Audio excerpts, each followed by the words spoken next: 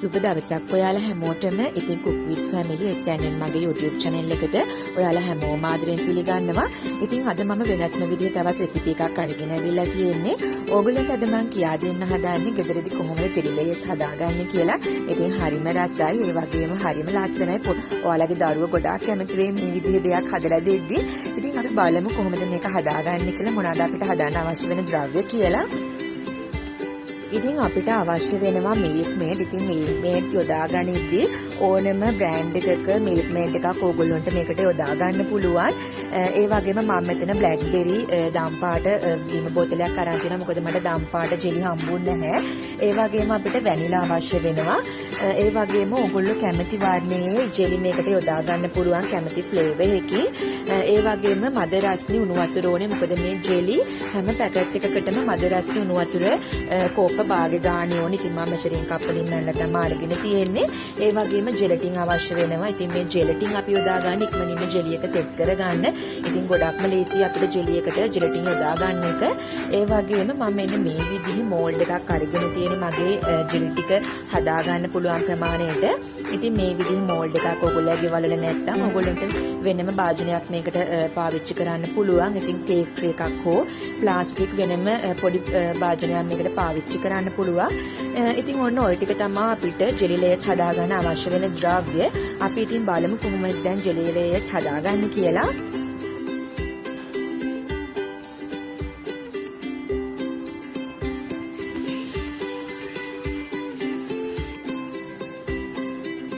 ඉතින් දැන් මම මේ ගන්නේ මගේ චෙරි ජෙලි ෆ්ලේවර් එක.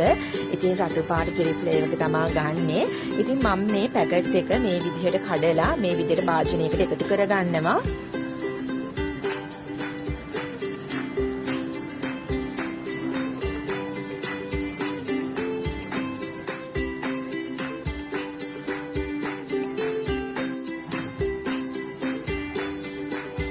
පස්සේ මම වතුර අරගෙන තියෙනවා මෙෂරින් කප් වලින් කප් භාගයක්. ඒ කියන්නේ වතුර මිලිලීටර් 125ක් අරගෙන තියෙනවා. මම මේ ටික දාලා මේ විදිහට හොඳින් මික්ස් කරගන්න ඕනේ. ඉතින් අපේ ජෙලි ටික දිය වෙනකම් මෙන්න මේ විදිහට හොඳින් මේක මික්ස් කරගන්න. ඉතින් ඊට පස්සේ මේක මේ විදිහට පැත්තකින් තියලා අපි ඊට පස්සේ කොහොමද මොකද්ද හදාගන්නේ කියලා බලමු. ඉතින් දැන් මම මෙතන අරගෙන තියෙනවා වතුර අරගෙන තියෙන්නේ හරියටම තේ හැඳි 4ක්. මොකද අපි අපේ ජෙලටින් ටික මේකට දාලා දිය කරගන්න ඕනේ. ඉතින් මද රස්නේ වතුර තේ හැඳි 4ක් අරගෙන මම ජෙලටින් ග්‍රෑම් 10ක් මේකට එකතු කරලා මේක හොඳින් දිය කරගන්නවා.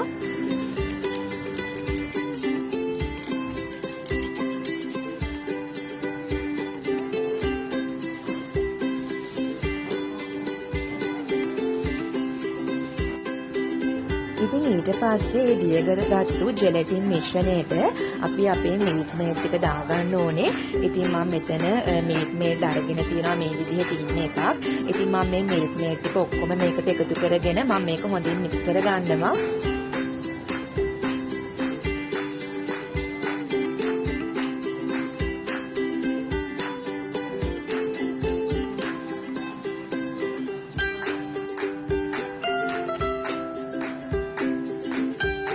මික්ස් කරගත්තු අපේ මිල්ක් මේඩ් මිශ්‍රණයට වැනිලා තේ හැඳි එකක් එකතු කරලා මම මේකත් හොඳින් මික්ස් කරගන්නවා.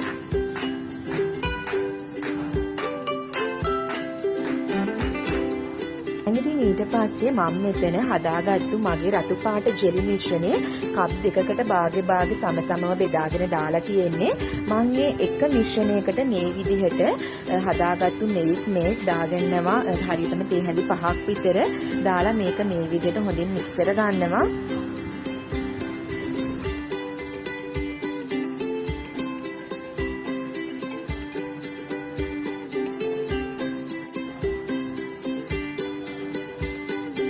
දැන් ඉතින් මම මේ විදිහට මගේ අනිත් ජෙලි මිශ්‍රණය ටිකත් මම හදාගන්න හදන්නේ.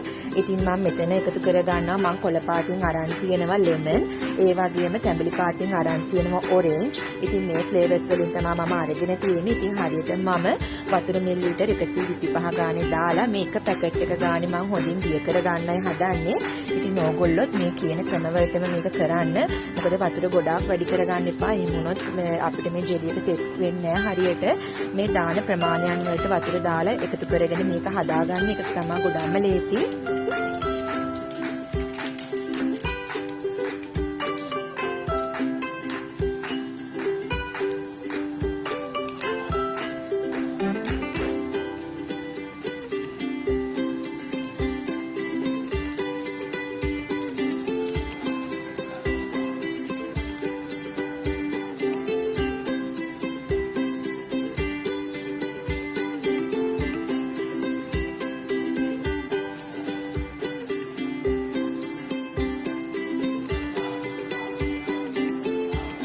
දෙයක් කියන්න කැමති ඔයාලට මේ ජෙලි වල සාමාන්‍යයෙන් ජෙලටින් කොහොමත් අන්තර්ගත වෙලා තියෙන්නේ.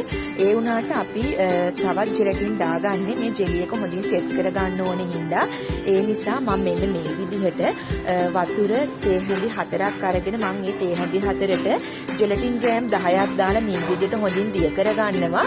ඒ දිය කරගත්තු ජෙලටින් ටික මම භාගේ මේ කප් දෙකට සමසමව දාලා මේක හොඳින් දිය කර ගන්නවා. එතකොට අපි හදාගන්න ජෙලි මිශ්‍රණේ ගොඩාක් හොඳින් සෙට් වෙලා තියෙනවා. ඉතින් ඒක ගොඩක්ම හොඳයි. ඉතින් මෙන්න මේ විදිහට ඕගොල්ලෝ කරන්න.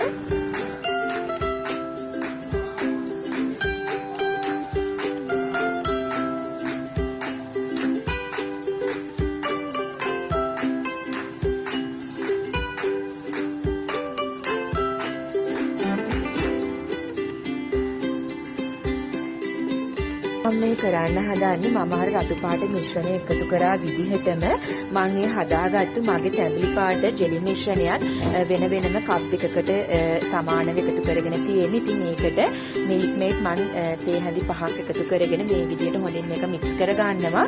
ඉතින් ඒ විදිහටම මම කොළ පාට මිශ්‍රණයත් හදා ගන්නවා.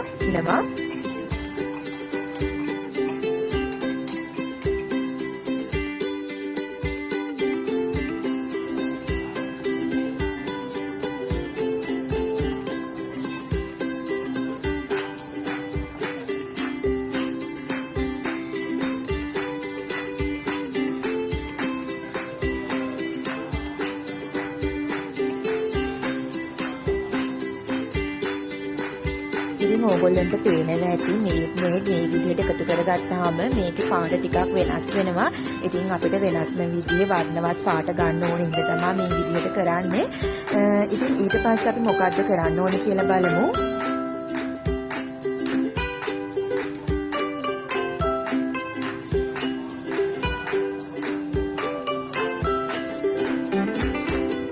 අපේ ජෙලි ටික හදාගෙන ඉවරයි. දැන් අපි අපේ මෝල්ඩ් එකට ජෙලි ටික එකතු කරගමු. ඉතින් මම මේ ගත්ත මෝල්ඩ් එකට මම මේ විදිහට මම ඉස්සෙල්ලාම එකතු කරනවා මම හදාගත්තු රතු පාට චෙරි ජෙලි මිශ්‍රණය. ඉතින් මේක එකතු කරලා මම මේක පැය කාලක් ෆ්‍රීස් එකේ දානවා මේක හොඳින් සෙට් වෙනකම්.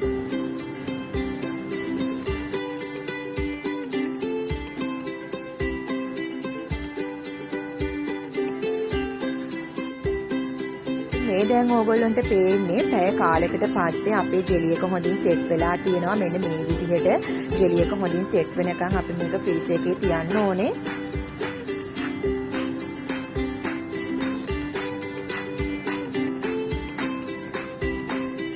ඉතින් ඊට පස්සේ මම එකතු කරන්නේ අපි අර මිල්ක් මේඩ් වලට එකතු කරගත්තු රතු පාට අනිත් මිශ්‍රණය. ඔයගොල්ලෝ මතක ඇති මම රතු පාට මිශ්‍රණේ කොටස් දෙකකට වෙන් කරලා එක කොටසක් මිල්ක් මේඩ් වලට එකතු කරගත්තා.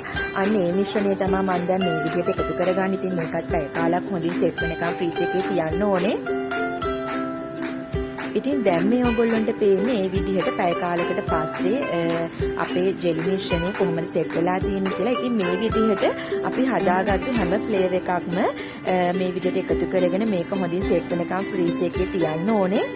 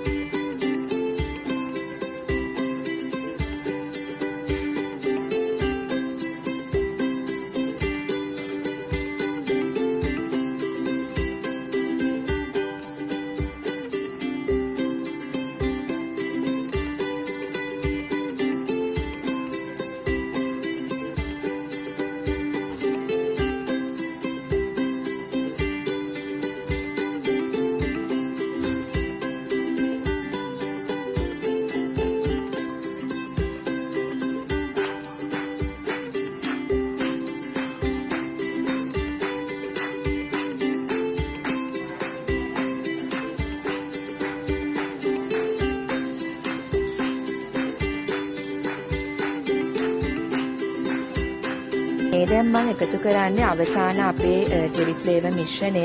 ඉතින් මේ විදිහට මේකත් එකතු කරලා පැය කාලක් මේක හොඳින් සෙට් වෙනකන් ෆ්‍රීසර් එකේ තියලා අපි බාරගෙන බලමු කොහොමද මේ ජෙලි ෆ්ලේවර් එක තියෙන්නේ හදලා ඉවරුණාන් පස්සේ කියලා.